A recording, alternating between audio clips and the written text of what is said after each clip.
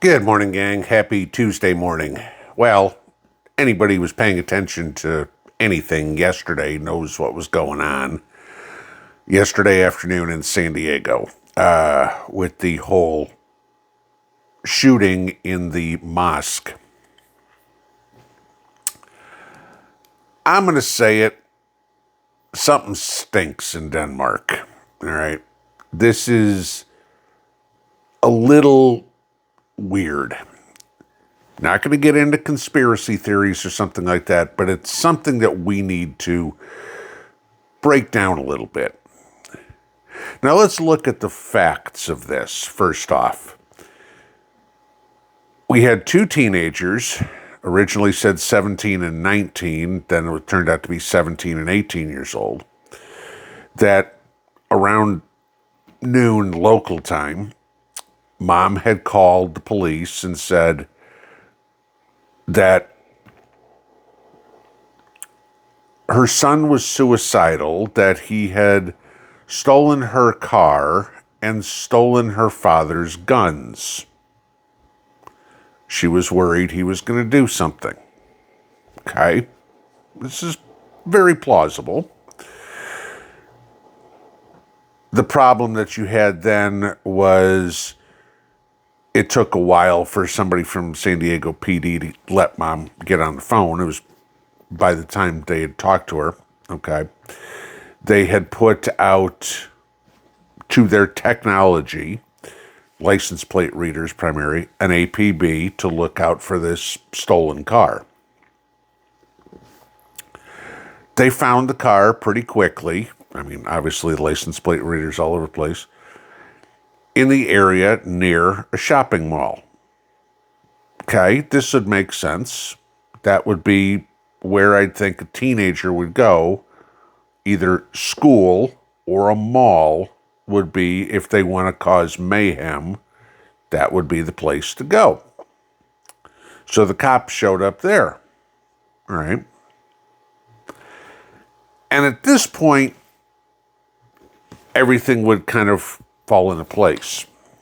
But this is where it starts to unravel. Because let's hypothetically say that these two kids saw a police presence at the mall and decided to change their mind. Okay. So they went to a mosque. Not exactly the first place I would think a 17-year-old and a 19-year-old kid would go. But okay. Because all of a sudden, when the kids were found, there was anti-Islam writings on their weapons and everything. Okay, it's a little weird. Please tell me the experience that two teenagers could have. It's not like they were in Iraq. Doesn't sound like dad's a veteran. They aren't old enough to remember 9/11. Okay, we'll just kind of go through there. Protesting what's going on with Israel or Iran or Hamas. I have a tendency to doubt that. Okay. So then you get social media. And social media is trying to trump up all sorts of crazy stuff on this. I saw stuff, the kids were transgender. The kids got long hair, big deal. Okay. Nothing's come out. I'm not acknowledging that, whatever. But this is the kind of crap that gets spun out. But did you notice that it took about 5 hours yesterday from the time this all went down till the time that, sorry, I'm having a hard time getting comfortable here, till the time that we were told who the kids were. At first it was 17 and 19 years old. Then it was the two white kids. I kind of got a kick out of that part because one of the two teenagers has a Hispanic last name. So I guess we are now to the point where they're people of color, Hispanic, when they're the victims, but if they're the suspects, we'll call them white. Just making sure I got the media spin down on this one, okay?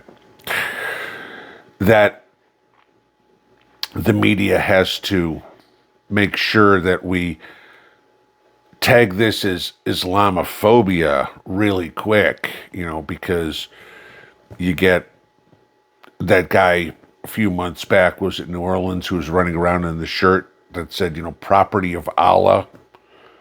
And we don't know what the motivation was for him to kill people. But these two kids, within a couple hours, sure.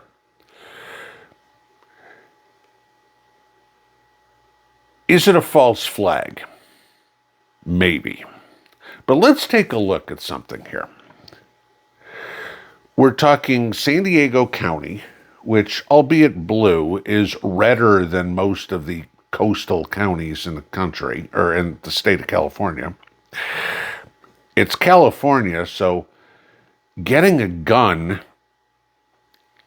is time-consuming and expensive. Granted, the kid stole it from his parents, but they also stole the parents' BMW SUV. So we're talking about a kid from an affluent family, drive a BMW, living in San Diego. You got money, okay? Mom and dad, okay? So we have a nuclear family here. Kid was a wrestler in high school, okay? Didn't seem to have any problems, but all of a sudden was suicidal. Why is a 17-year-old and a 17-year-old, why is a 17-year-old suicidal? For sure, he's the minor. I mean, family problems, problems at school. I mean, break up with a girlfriend. I mean, there's only so many problems that a 17-year-old can have. And I know, oh my God, it's the world. But to the point where you're going to go in and shoot up a mosque, that's a weird choice for a 17-year-old to make. How is he radicalized? In leftist California, let's see, the media will spin it somehow. And we're going to see all this today as the story starts coming out, and the View and Joy Reid and all the cast of clowns start getting on social media or on their TV shows and can explain in all their wisdom what happened. I'm going to kind of go here. Let me ask you this. Whatever happened to the hantavirus story? Kind of just disappeared, didn't it? Whatever happened to Savannah Guthrie's mom?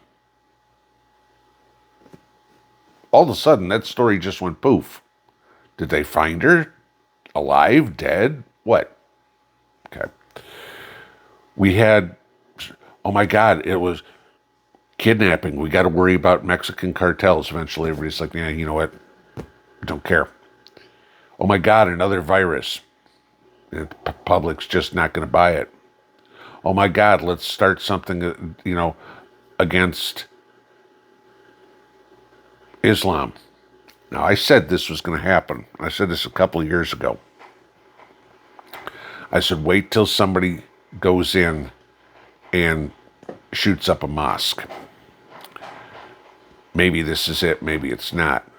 What's the retribution? If I was that family, I'd be pretty worried. Because you have to remember, this It's the largest mosque in San Diego County.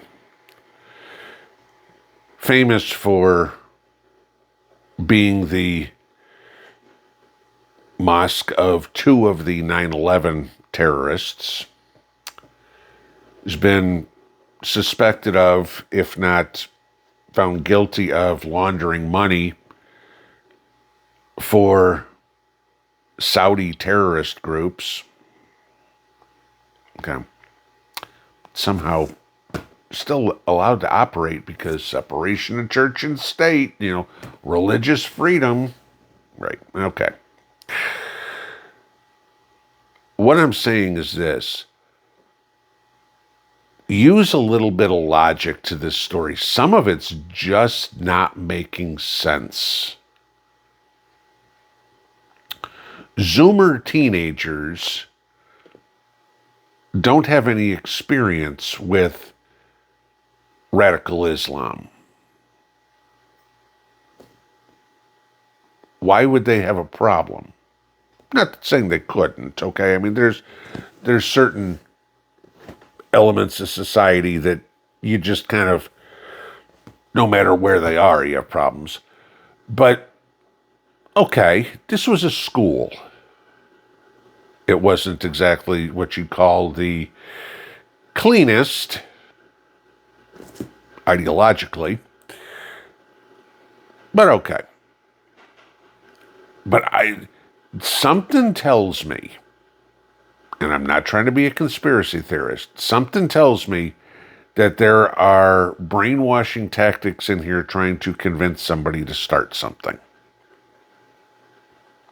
Because every other idea trying to start something lately hasn't worked.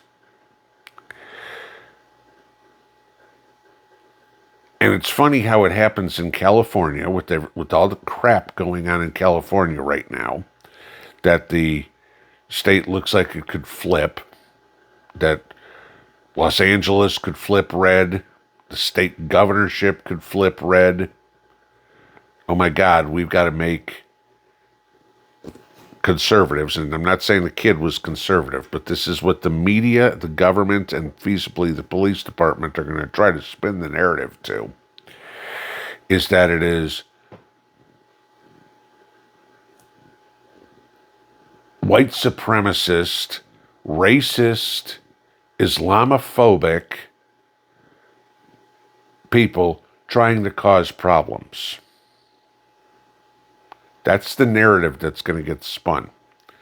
And that's going to be what makes more people radicalized on both sides. I'm just going to warn everybody here right now. Make sure you got your head on a swivel this week. Especially if you take your kids to a religious daycare, because that's what this was, or you're going to go to a Wednesday night mass this coming Sunday. Be extra vigilant, because there's a very good possibility that a reciprocal attack is going to happen. And it's, again, like I've said many times, it goes like this. And it just gets bigger and bigger and bigger. We're getting closer every day, guys. You know it. I know it. Nobody wants it. But there are the puppet masters out there that are pulling the strings, that are doing their damnedest to tear this country apart. It all goes back to Barack Obama. And we'll all pay the price. There is no winner in this. It's just who comes out at the end and how they carry on. And that's kind of what we have to prepare ourselves for, mentally, physically, morally, religiously for. Have a good morning. Pinball out.